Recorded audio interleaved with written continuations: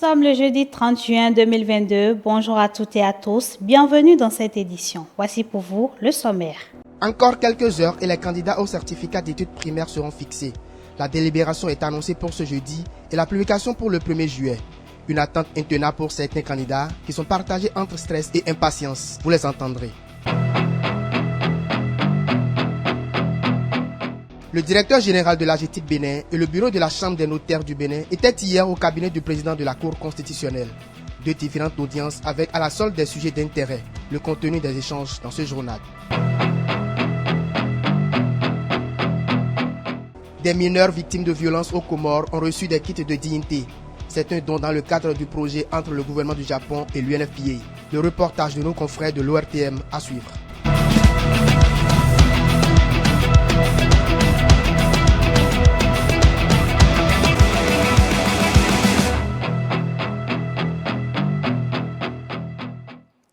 Bienvenue à toutes et à tous. Les résultats du certificat d'études primaires sont annoncés pour ce jeudi. Il s'agit de la délibération avant la publication demain 1er juillet 2022. Quand bien même ils sont certains d'avoir bien travaillé lors des compositions, les candidats sont un peu stressés. L'attente leur paraît un peu longue. Quelques-uns se sont confiés au micro de nos reporters. J'ai bien composé les épreuves du CEP. Quelle matière t'a un peu gêné? Aucune matière. Je suis prête pour accueillir ces résultats. Je suis sûre d'avoir mon CEP KO.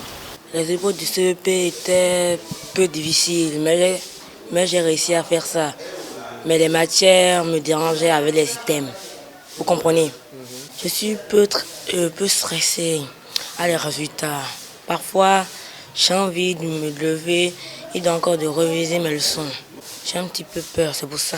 Jusqu'à maintenant, je me suis sentie bien. Si le résultat sort demain, je serai en joie. Oui, c'est ce que j'ai réussi. Je me sens libre parce que j'ai surmonté les épreuves. J'ai écrit des bonnes choses et ça s'est bien passé. Je suis stressée. Je sais que je vais réussir. La matière qui m'a secouée, c'est la matière de mathématiques. Mais il y a les mots difficiles qui sont dedans. Les calculs, les terminaisons. Avec les deux matières, je sais que je vais travailler. Je suis sûre de réussir pour mes amis. Même mes parents m'ont promis un cadeau comme vélo. Cet après-midi, à Cotonou, Météo Bénin prévoit un ciel couvert avec une possibilité de foyer orageux. Et en cette saison pluvieuse, chaque citoyen sort de chez lui en prenant toutes les précautions nécessaires pour ne pas se laisser à la pluie. C'est ce que nous allons voir dans ce reportage réalisé par Jeannot Dopéon et Prudence Koussouran. Se déplacer en saison pluvieuse suscite quelques méfiances dans le rang de la population.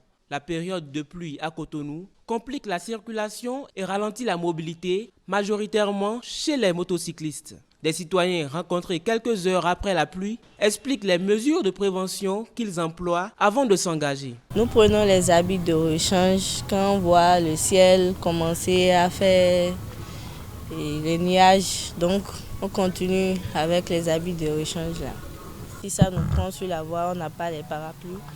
On se met à l'abri quelque part où on se protège avec les sachets parfois sur la tête.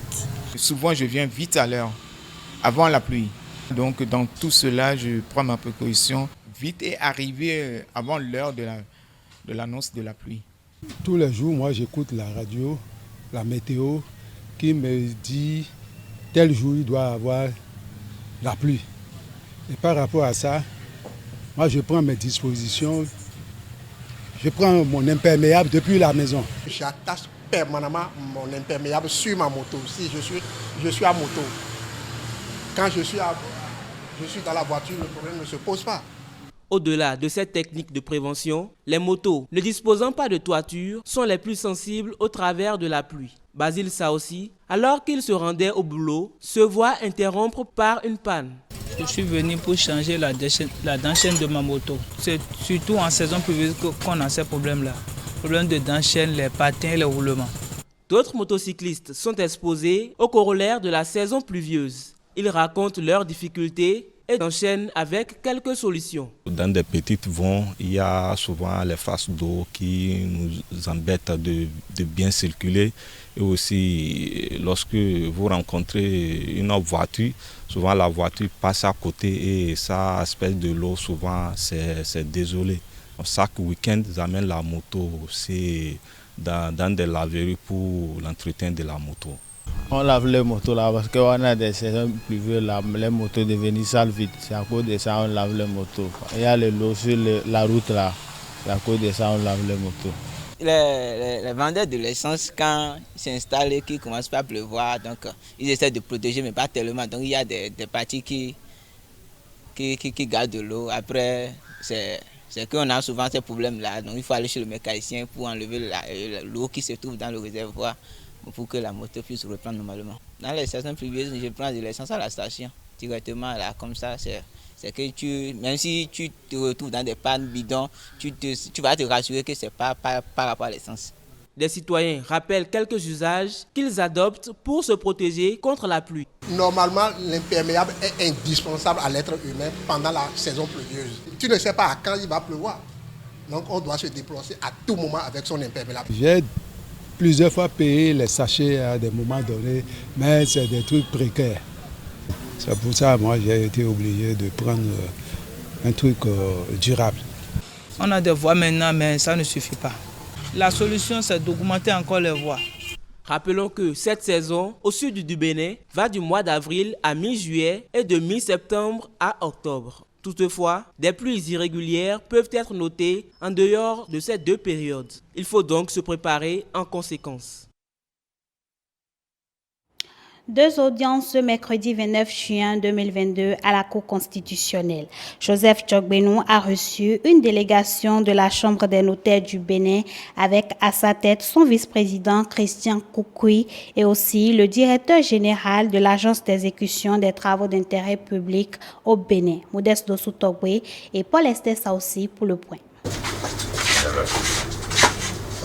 Une délégation de la Chambre des notaires du Bénin au cabinet du président de la Cour constitutionnelle. La délégation, conduite par le maître Christian Arsène Koukoui, en sa qualité de vice-président de la Chambre des notaires du Bénin, est porteur d'un message. C'est d'abord une visite de courtoisie. On a profité pour faire le tour d'horizon, notamment les problèmes auxquels nous sommes confrontés dans notre profession. En plus de cela, nous lui avons soumis le projet que nous avons d'organiser l'université du notariat et on a bénéficié de ses sages conseils. C'est pas un président que nous avons vu en face, c'est un frère qui nous a reçus.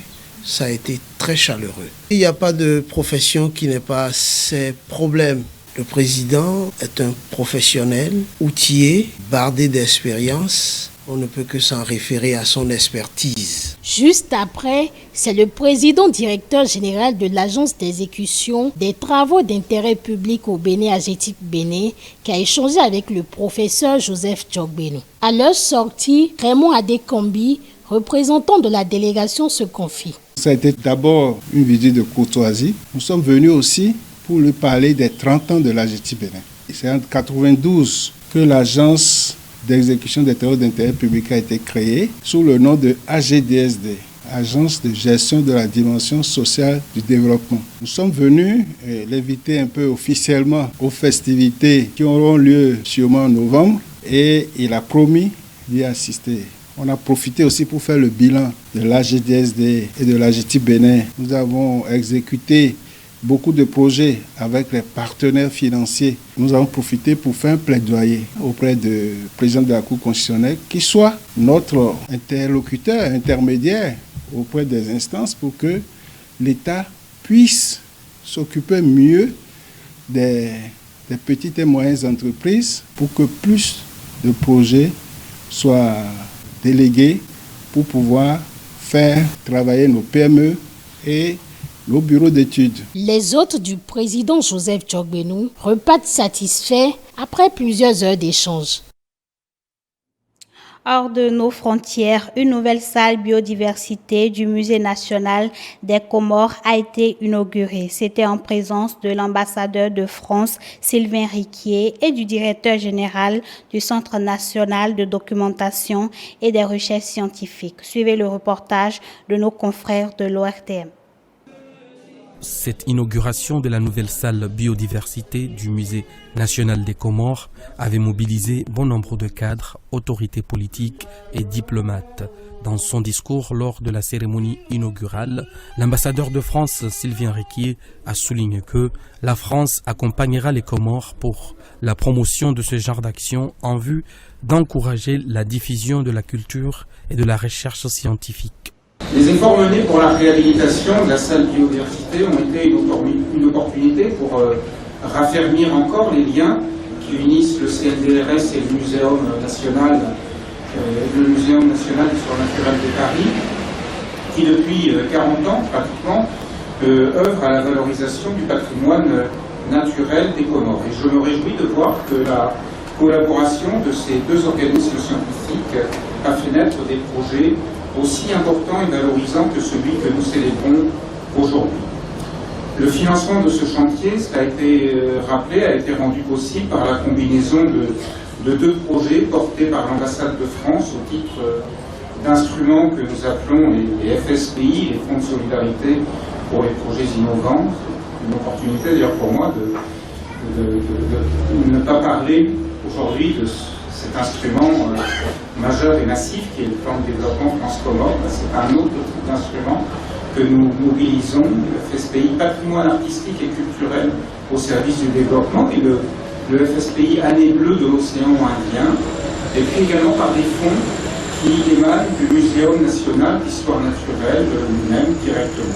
Le directeur général du CNDRS, Centre national de documentation et de recherche scientifique, Dr Troiloum Zehamadi, souligne que cette initiative est d'une grande importance. La mission s'est finalement déroulée à Moroni et les travaux se sont réalisés dans les locaux du CNDRS par des talents des experts français en mission au CNDRS. Aujourd'hui, nous fêtons une renaissance, celle du Musée des Comores, une institution unique dans son genre, dans l'océan Indien, voire même en Afrique de l'Est, qui célèbre l'unité et la diversité de l'espèce animale et végétale. Nous allons inaugurer une salle où faune et flore se croisent, mer et forêt se dialoguent, numérique et images se parlent. Force est de constater que cette initiative vise à redorer l'image de l'institution. Et puis, des kits de dignité ont été offerts à des filles mineures victimes de violences aux Comores. L'objectif est de permettre à ces adolescentes d'avoir une hygiène de vie plus saine. C'est une initiative du gouvernement du Japon et du Fonds des Nations Unies pour la population. Reportage. Ces kits de dignité contenant des produits hygiéniques sont destinés à 350 femmes et mineurs victimes de violences. Ceci entre dans le cadre d'un projet du gouvernement, le Japon et l'UNFPA pour promouvoir un accès universel à des services de santé sexuelle de qualité. La représentante du bureau de l'UNFPA a démontré que ce programme vise 54 communes dans le pays. Ce programme vise les 54 communes du pays. À ce jour, 16 communes ont déjà mis en place des comités de veille et d'alerte de lutte contre les VPG. 6 comités sont fonctionnels parmi les 16. Ils sont soutenus par des agents animateurs et collecteurs de données et de référencement des cas de violence.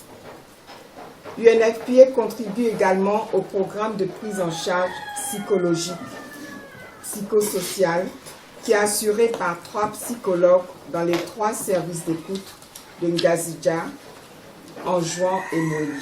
En marge de la cérémonie, le secrétaire général adjoint du ministère de la Santé a passé en revue la dangerosité de 5 catégories de violences, notamment celles sexuelles, physiques, psychologiques, économiques et culturelles, et les partenariats que le pays ne cesse de faire pour soutenir les victimes. Dans le domaine de la consolidation de la paix, l'UNFPA a formé 701 femmes et plus de 1000 jeunes en technique de médiation sociale et de gestion de conflits et se sont constitués en 16 coordinations régionales des jeunes et femmes leaders pour la paix. 8 en Gazidja, 5 en Zouani et 3 à Moéli.